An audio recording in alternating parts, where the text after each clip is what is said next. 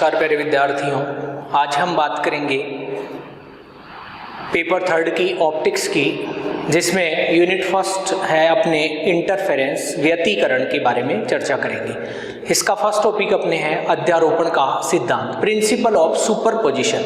अध्यारोपण का सिद्धांत है ये। क्या कहता है ये सिद्धांत कि जब दो या दो से अधिक तरंगे किसी एक ही बिंदु पर जाकर विक्षोभ उत्पन्न करती है या मिलती है, तो वहां परिणामी जो विक्षोभ होता है वो परिणामी विक्षोभ जितनी भी तरंगे उस बिंदु पर आकर मिल रही है उन सभी तरंगों के विक्षोभ के सदिश योग के बराबर होती है।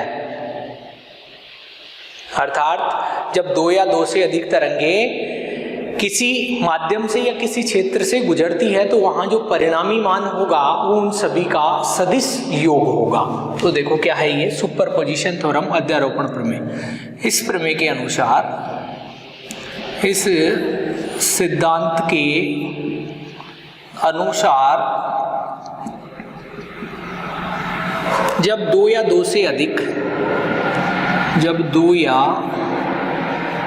से अधिक तरंगे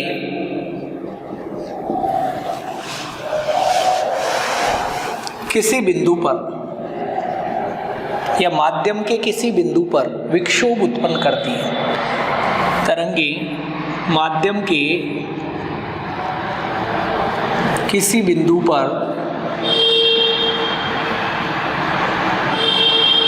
विक्षोभ उत्पन्न करती है,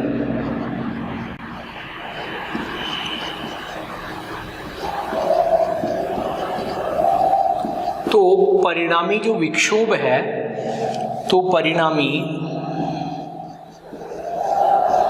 विक्षोभ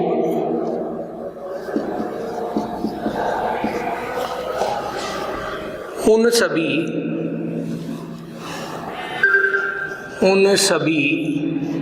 तरंगों के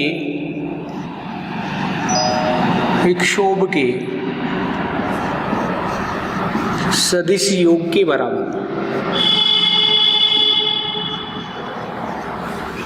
सदिश योग के बराबर होता है,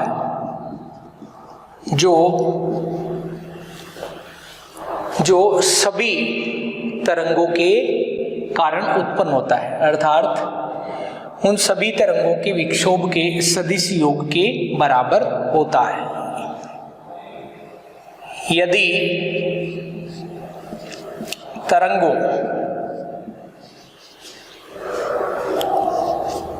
का आयाम क्रमशः E01, E02, E03 and so on हो तो अध्यारोपण के सिद्धांत से परिणामी मान होगा, जिसको हम E0 कहें। E0 इक्वल टू होगा E01 plus E02 plus E03 plus and so on. ये मान अध्यारोपण के सिद्धांत के अनुसार होगा। अर्थात अध्यारोपण का सिद्धांत ये कहता है कि जब किसी बिंदु पर या माध्यम के किसी बिंदु पर विक्षोभ उत्पन्न होता है तो उस विक्षोभ का परिणामी मान उन सभी तरंगों के सदिश योग के बराबर होता है जो उस बिंदु पर आकर मिल रही है। ये है अध्यारोपण का सिद्धांत। अब हम देखेंगे व्यतिकरण।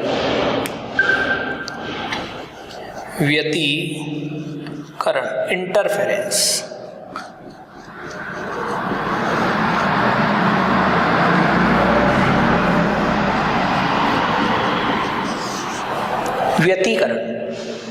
व्यतिकरण हम देखेंगे कि किसी फनाकार फिल्म से व्यतिकरण, न्यूटन वलय से व्यतिकरण, किसी पतली फिल्म से व्यतिकरण, किसी मोटी फिल्म से व्यतिकरण, ये सभी घटनाएं हम बात करेंगे। व्यतिकरण होता क्या है? जब समान आवर्ती की दो या दो से अधिक तरंगे एक साथ संचरित होती हुई किसी बिंदु पर अध्यारोपित होती है तो किन्हीं बिंदुओं पर तीव्रता का मान न्यूनतम और किन्हीं पर अधिकतम होता है। यही घटना व्यतिकरण कहलाती है। तो क्या है व्यतिकरण कि देखो, जब समान आवर्ती क्या होनी चाहिए, समान होनी चाहिए।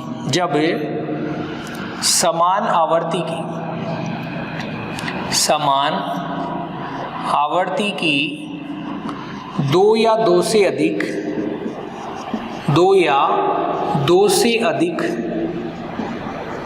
तरंगे एक ही दिशा में संचरित होती हुई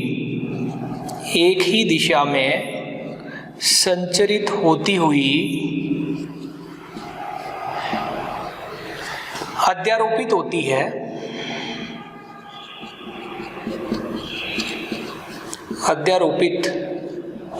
अध्यारोपित का मतलब होता है जुड़ना, विक्षोभ उत्पन्न करना। तो एक ही दिशा में संचरित होती हुई अध्यारोपित होती है, तो माध्यम के किन्हीं बिंदुओं पर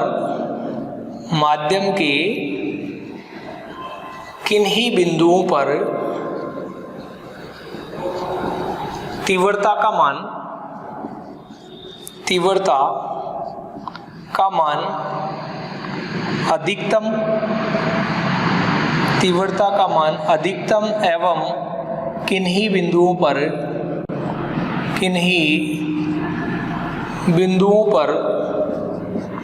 तीव्रता का मान न्यूनतम होता है।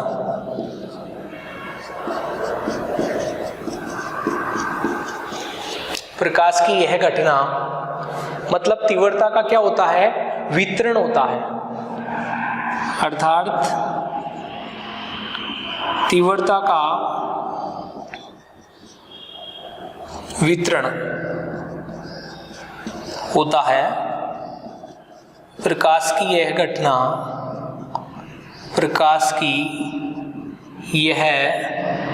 घटना व्यतिकरण कहलाती है। प्रकाश की ये घटना क्या कहलाएगी, व्यतिकरण कहलाएगी, इंटरफेरेंस कहलाएगी। जिन बिंदुओं पर तीव्रता का मान न्यूनतम होता है वहां काले बिंदु होंगे, उसको विनाशी व्यतिकरण कहेंगे, और जिन बिंदुओं पर प्रकाश की तीव्रता का मान अधिकतम होता है वहां चमकीले बिंदु होंगे। ऐसे व्यतिकरण को संपोषी व्यतिकरण कहा जाता है। तो दो प्रकार का है ये, विनाशी और संपोषी व्यतिकरण।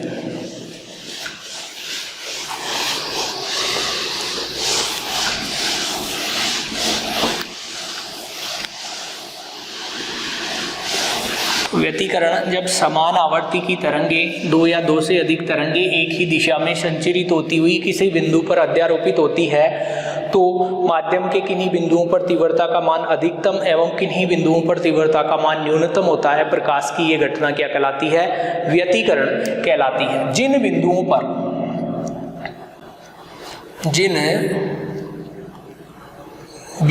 पर तीव्रता का मान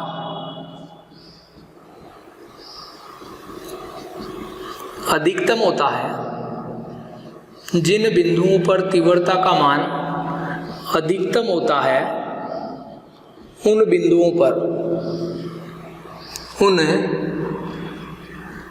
बिंदुओं जिन बिंदुओं पर प्रकाश की तीव्रता का मान क्या है, अधिकतम होता है, उन बिंदुओं पर संपोषी व्यतिकरण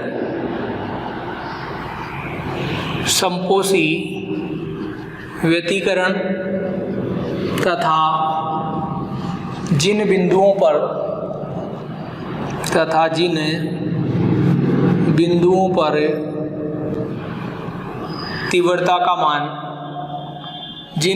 पर तीव्रता का मान न्यूनतम होता है,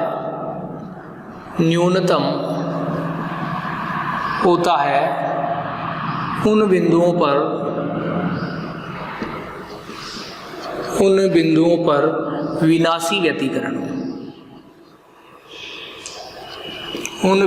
पर विनाशी व्यतिकरण, कहलाता है।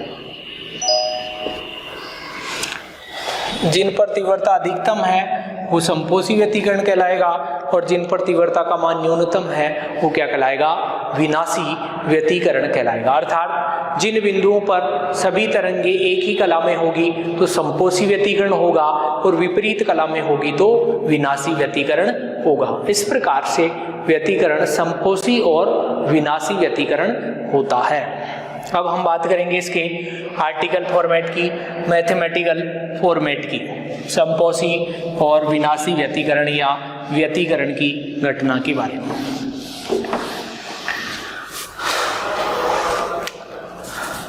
मान रहे हैं कि हम एक ये प्रकाश स्रोत है S1 और एक ये प्रकाश स्रोत है S2। दो प्रकाश स्रोत है, एक S1 और एक S2, दो प्रकाश स्रोत है। यहां से प्रकाश की तरंग इस बिंदु पर पहुंच रही है P बिंदु पर और यहां से प्रकाश की तरंग इस P बिंदु तक पहुंच रही है।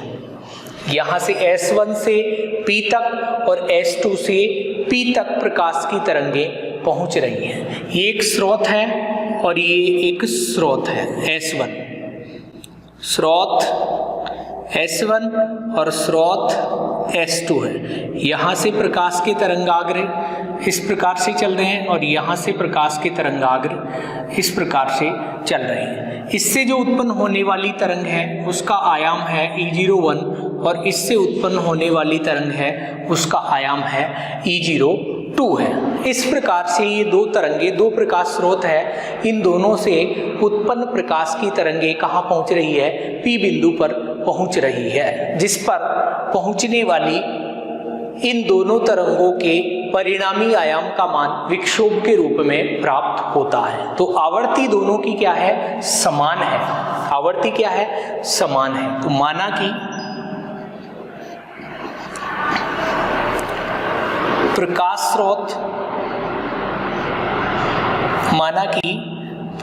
स्रोत S1 व S2 से समान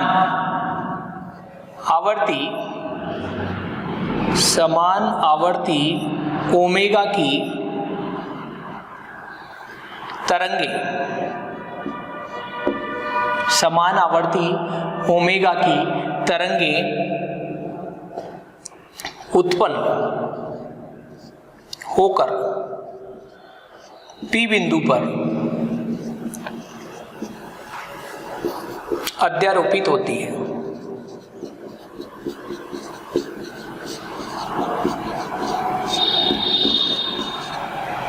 P बिंदु पर क्या होती है? अध्यारोपित होती है, जिनके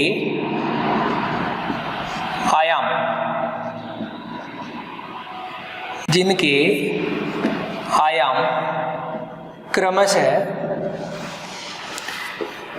E01 व E02 है। इनके आयाम क्या है?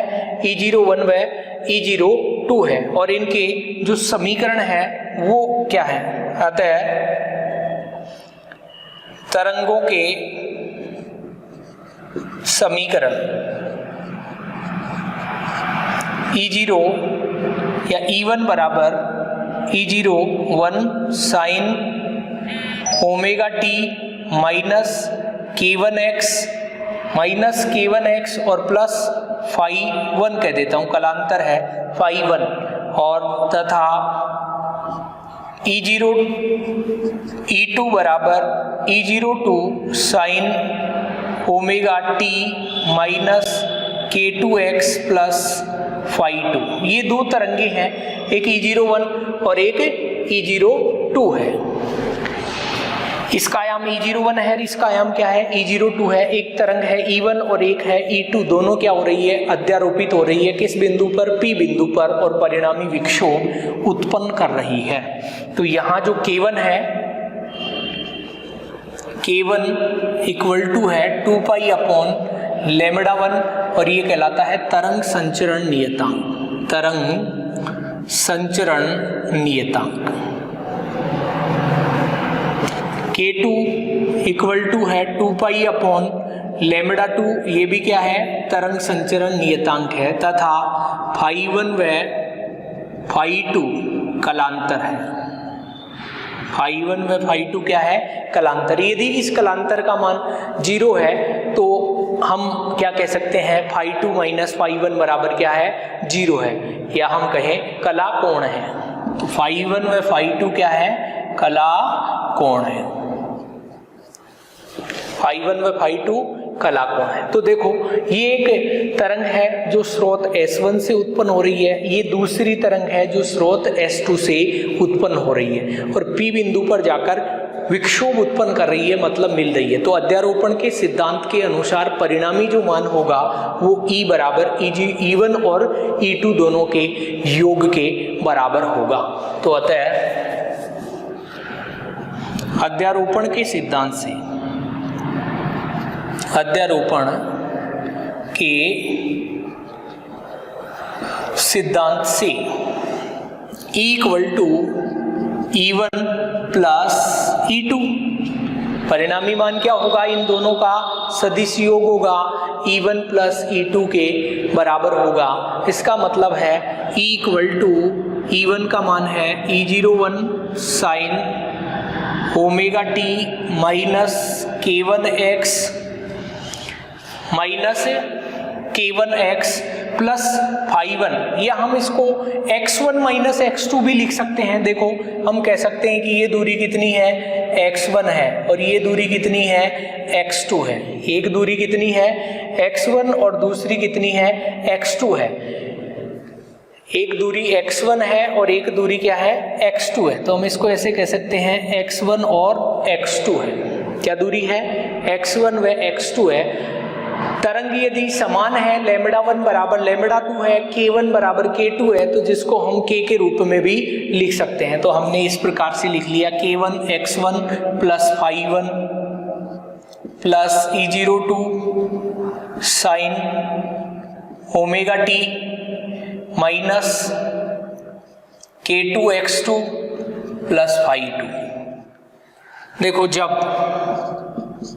K1 बराबर K2 बराबर K हो, K1 बराबर K2 बराबर K हो, क्योंकि K1 बराबर K2 होगा, क्योंकि λ1 इक्वल टू λ2 समान आवर्ती की तरंगे हैं, तो K1 बराबर K2 कह सकते हैं। इसका मतलब है E equal to E01 sine omega t minus KX1 plus phi 1 plus E02 sine omega t minus KX2 plus phi 2, या हम इसको इस प्रकार से लिख लें E equal to E01 sine omega t minus KX1 minus phi 1,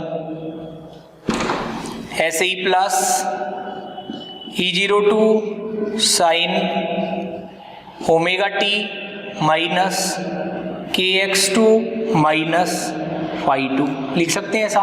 देखो एक फॉर्मूला बन रहा है ये साइन A माइनस बी का, ये भी sine A minus B, sine A cos B minus cos A sine B का फॉर्मूला बन रहा है। तो देखो हम इसको लिख सकते हैं sine A minus B equal to sine A cos B minus cos A sine B. इस फॉर्मूले से इसको विस्तारित कर लिया तो क्या मान आएगा अपने पास में,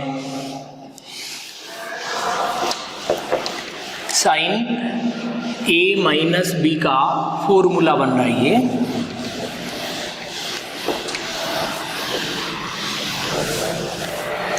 साइन A, तो जो E है वो E का मान आ गया E01 sign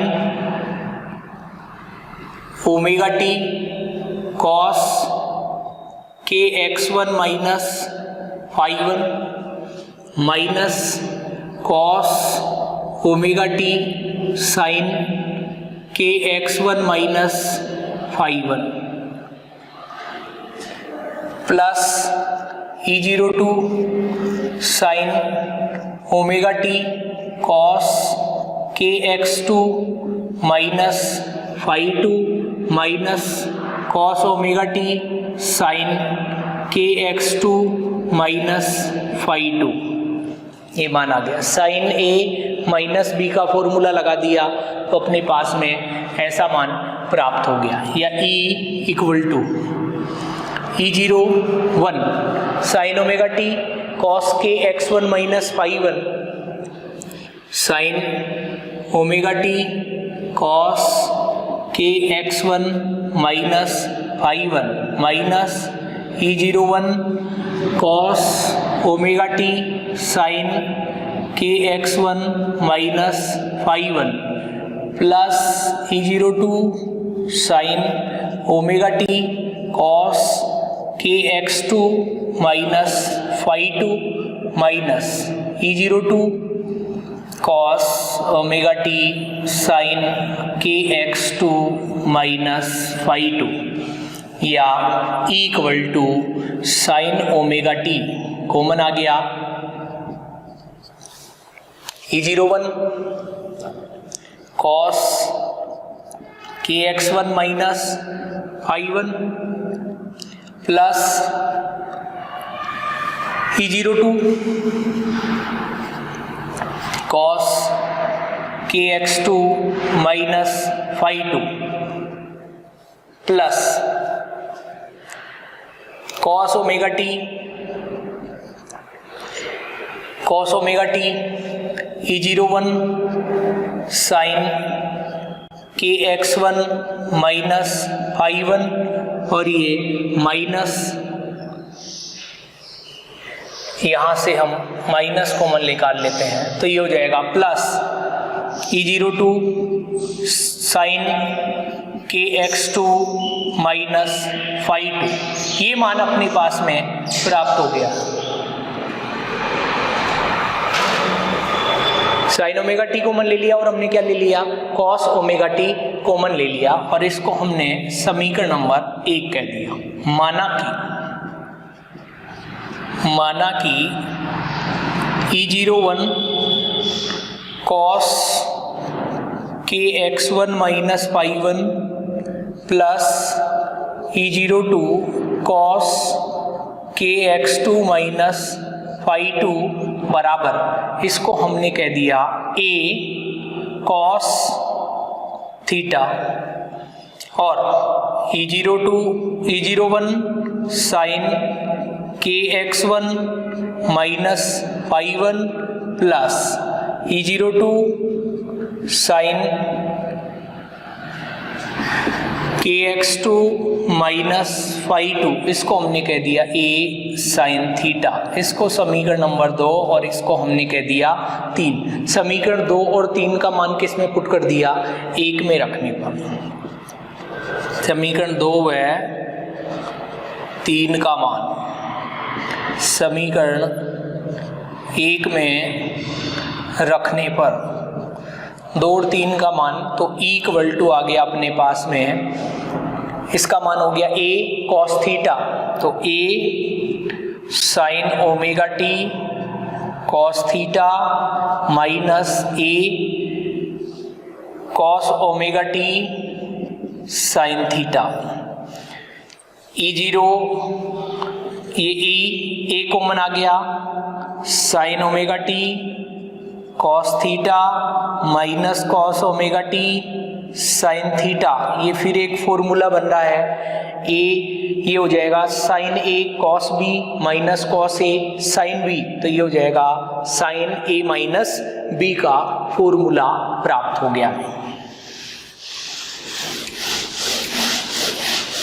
sign A minus B का सूत्र हमें प्राप्त हो गया है। तो अपने पास में E इक्वल टू आ गया A sign omega t minus theta का समीकरण प्राप्त हो गया। समीकरण 4, ये जो समीकरण 4 है ये उस P बिंदु पर परिणामी समीकरण है, जो विक्षोभ का समीकरण है उस समीकरण का मान है। तो ये हमें समीकरण प्राप्त हो गया है।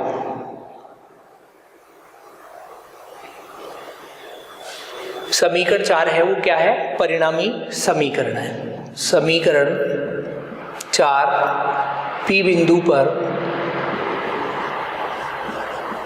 परिणामी तरंग का समीकरण।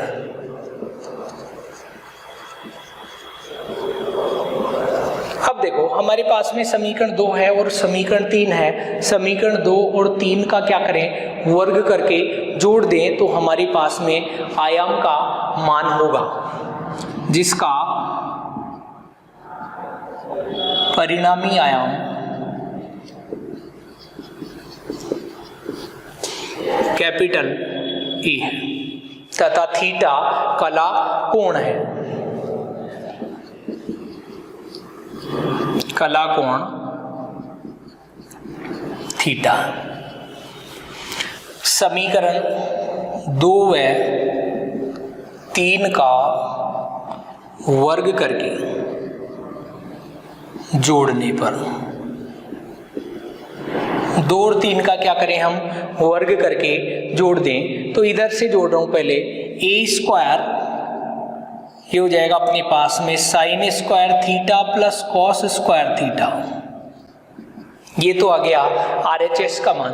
इधर से इसका होल स्क्वायर प्लस इसका होल स्क्वायर तो बराबर आ गया अपने पास में E01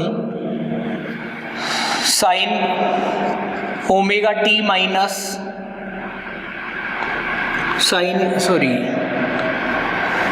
E01 sine KX1 minus I1 plus E02 sine KX2 minus I2 इसका whole square plus E01 sine KX1 minus I1, ये है कॉस वाली term, cos.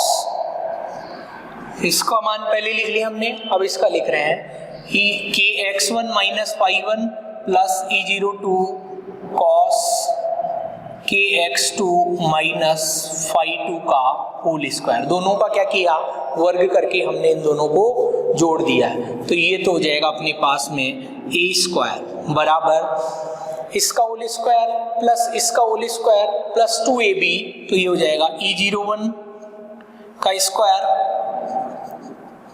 Sine square KX1 minus I1 plus E02 का square sine square KX2 minus I2 और ये plus 2 E01 E02 sine KX1 minus I1 sine KX2 minus I2 plus E01 का square cos square KX1 minus I1 plus E02 का square cos square KX2 minus I2 और ये plus 2 E01 E02 cos KX1 minus I1 cos KX2 minus I2। ये मान हो गया, हमने इनका होल स्क्वायर खोल लिया। इस वाली टर्म से E01 साइन स्क्वायर और E01 कॉस स्क्वायर ये क्या हो जाएगा, 1 हो जाएगा। तो अपने पास में ये दोनों तो क्या हो गए 1, तो A स्क्वायर बराबर है, एक तो आ गया अपने पास में E01 का स्क्वायर, एक आ गया अपने पास में E02 का स्क्वायर इस वाली टर्म से और इस वाली टर्म से, दोनों से ये कॉमन आ गया। फिर ये टर्म बची, इससे 2 E01 E02 कॉमन आ रहा है तो प्लस 2 E01 E02 कॉमन आ गया और यहां से अपने पास में sign KX1 minus I1 sign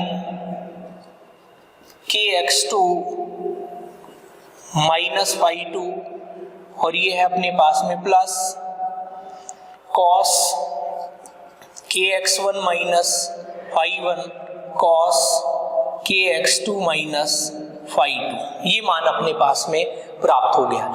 E01 और E02 कॉमन आ गया, अपने पास में A स्क्वायर का मान आ गया, आयाम के स्क्वायर का मान हमारे पास में प्राप्त हो गया। तो ये वाली जो टर्म है, ये टर्म अपने पास में एक फॉर्मूला बन गई है।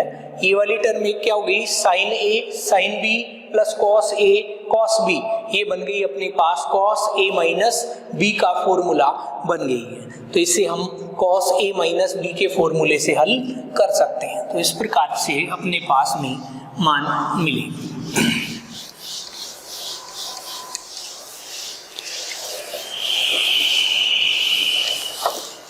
तो ये अपने पास में एक फॉर्मूला बन गया।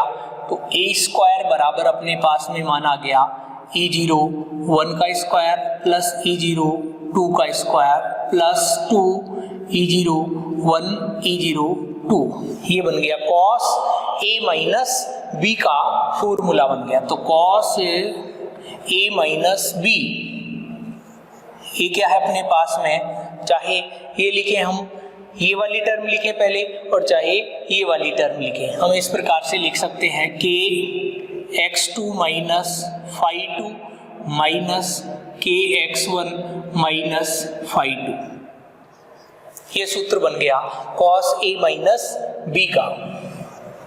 cos a minus b equal to sin a sin b plus cos a cos b।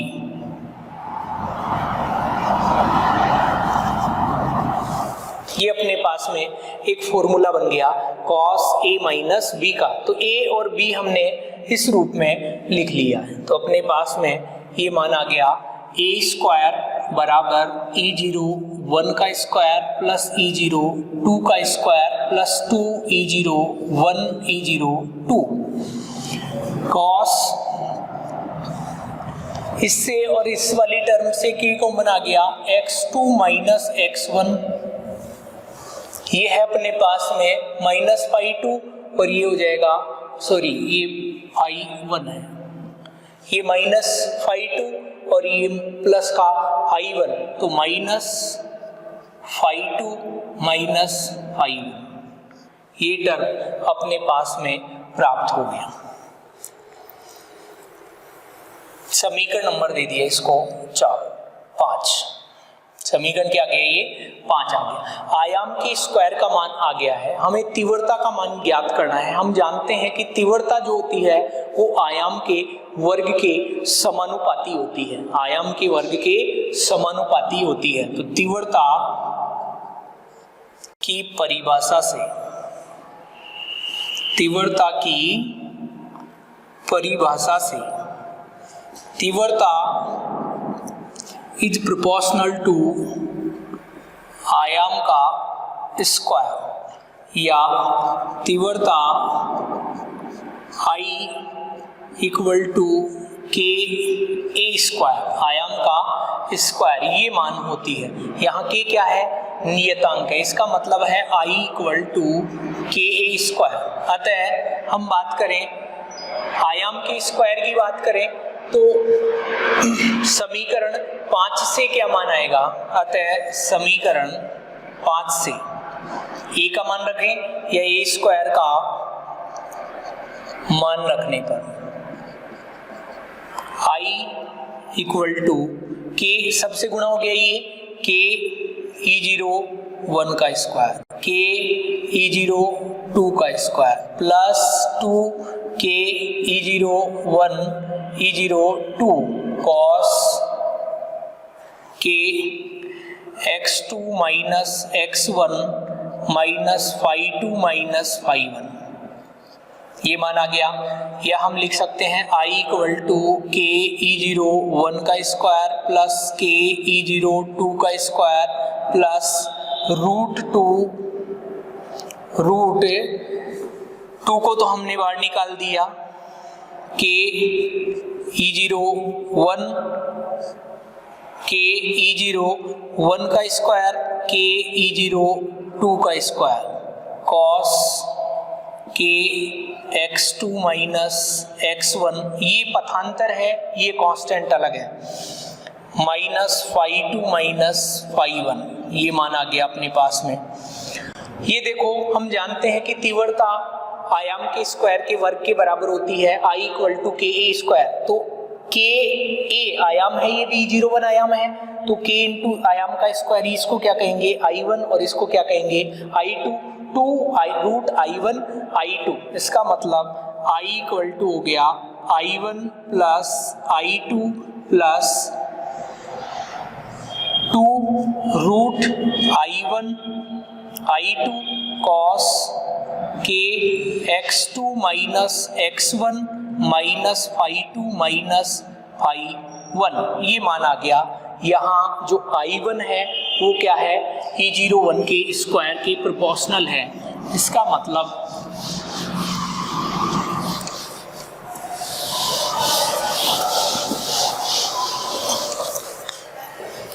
मतलब ये स्थिति है I1, यहाँ I1 इक्वल टू है k E01 का स्क्वायर तथा I2 इक्वल टू है k E02 का स्क्वायर। E01 स्रोत S1 से उत्पन्न प्रकाश की तरंग का आयाम है और E02 स्रोत S2 से उत्पन्न प्रकाश की तरंग का आयाम है। तो वही है, तीव्रता आयाम के स्क्वायर के प्रोपोर्शनल होती है, तो हम इसको इस प्रकार से लिख सकते हैं। ये परिणामी तरंग के लिए है।